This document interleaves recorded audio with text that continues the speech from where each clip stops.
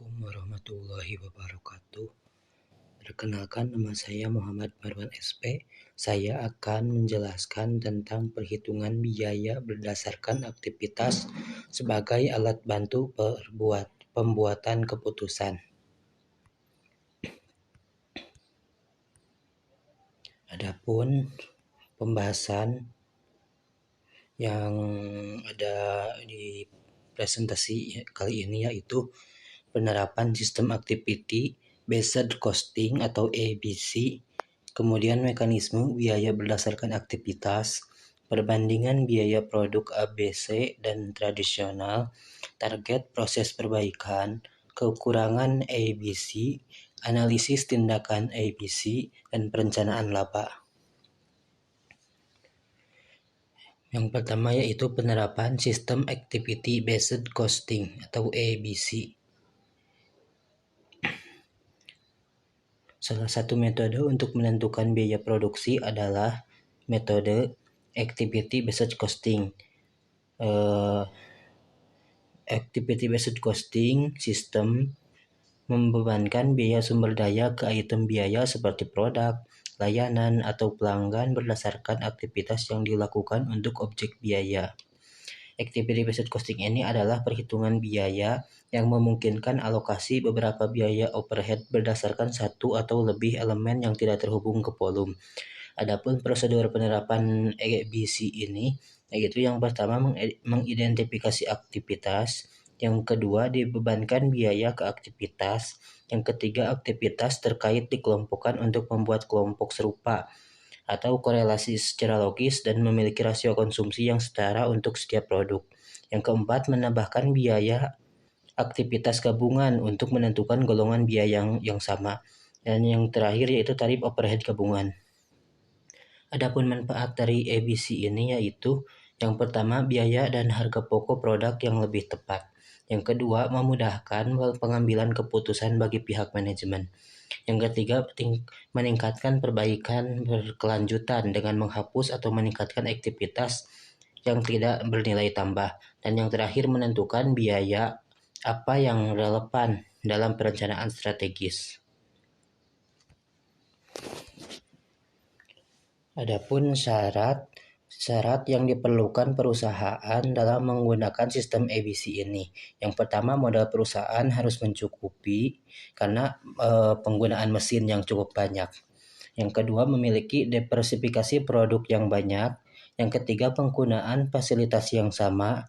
Yang keempat, pada masing-masing produk terdapat proses produksi yang tidak sama.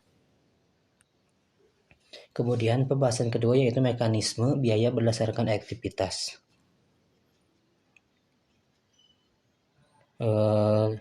Mekanisme biaya berdasarkan aktivitas ini terbagi menjadi dua tahapan.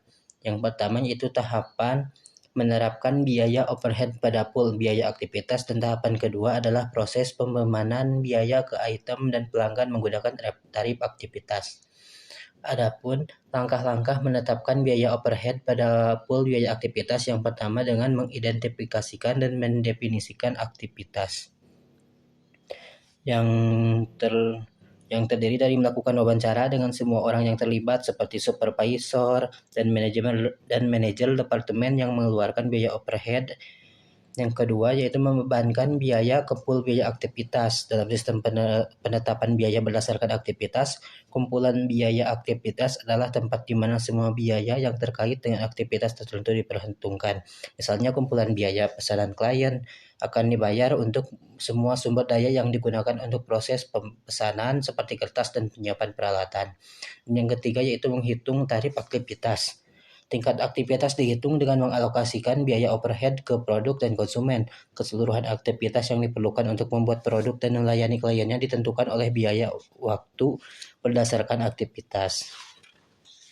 Kemudian, langkah-langkah pembebanan biaya ke item dan pelanggan menggunakan tarif aktivitas yaitu yang pertama dengan menggunakan tingkat aktivitas dan ukuran aktivitas. Tetapkan biaya ke objek biaya.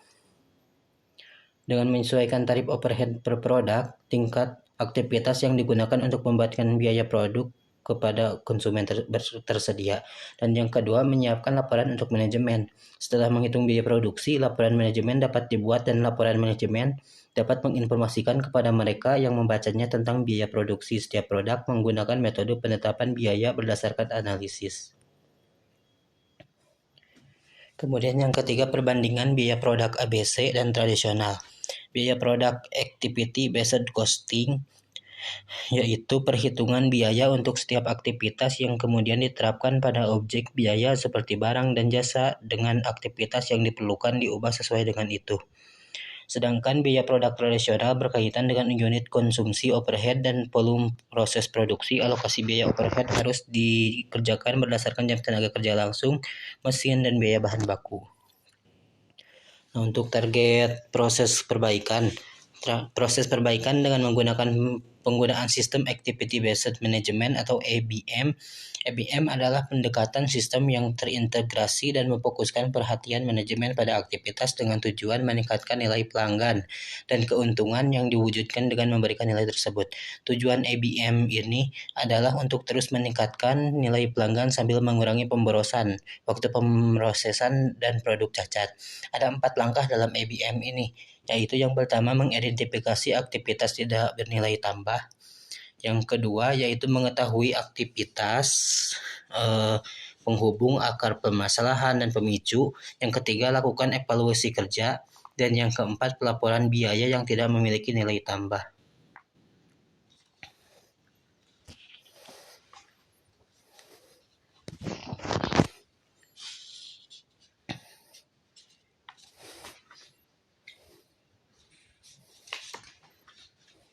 Adapun kekurangan activity based costing, yang pertama yaitu membuat manajer kurang berpikir mengenai perubahan proses kerja untuk menciptakan usaha yang lebih bersaing. Kemudian yang kedua, strategi biaya yang mungkin bertentangan dengan permintaan konsumen. Yang ketiga, pengalokasian biaya secara sembarang. Hal ini terjadi disebabkan aktivitas biaya sulit ditemukan, misalnya pembersihan pabrik dan pengelolaan proses produksi. Yang keempat, biaya besar dan waktu lama. Yang kelima, tidak mempertimbangkan biaya tertentu. Dan yang terakhir, mengesampingkan biaya tertentu.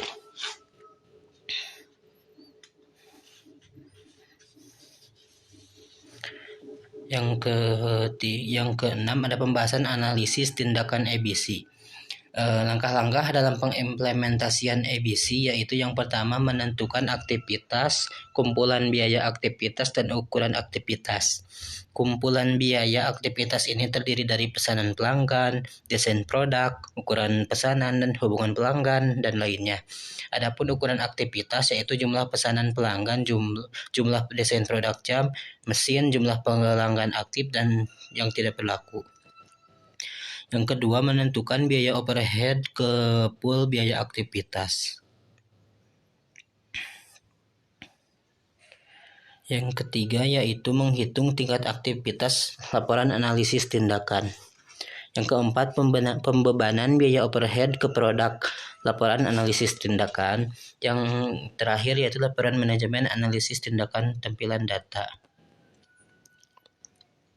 Pembahasan ketujuh yaitu perencanaan laba. Perencanaan laba adalah rencana kerja yang telah diperhitungkan dengan cermat di mana implikasi keuangannya dinyatakan dalam bentuk proyeksi perhitungan rugi laba, neraca, kas, dan modal kerja untuk jangka panjang dan jangka pendek. Perencanaan laba ini dilakukan untuk mencapai tujuan entitas dan sebagai acuan dasar bagi entitas untuk melakukan peningkatan maupun mempertahankan laba.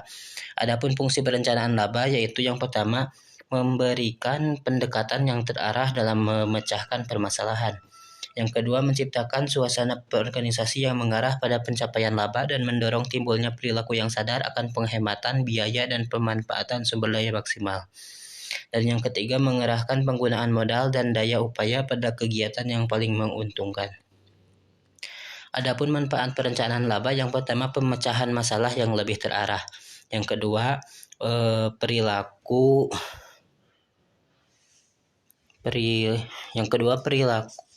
perilaku yang menguntungkan ditandai dengan pemotongan biaya dan aktivitas sumber daya yang efisien. Yang ketiga, mengerahkan penggunaan modal dan daya upaya pada kegiatan yang paling menguntungkan. Perencanaan laba menggunakan model CPP. Ya, ada 4 tahapan dalam penggunaan perencanaan laba model CPP ini. Yang pertama, menurunkan biaya tetap. Adapun mengurangi biaya tetap yaitu dengan rumus laba sama dengan harga jual per unit dikali kuantiti atau jumlah yang terjual dikurangi total biaya tetap dikurangi biaya variabel dikali kuantiti. Kemudian yang kedua, pengurangan biaya variabel, yaitu dengan rumus biaya variabel per unit sama dengan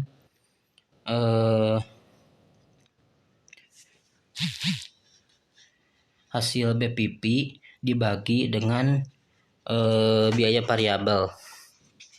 Yang ketiga, meningkatkan harga jual unit. Harga jual unit yaitu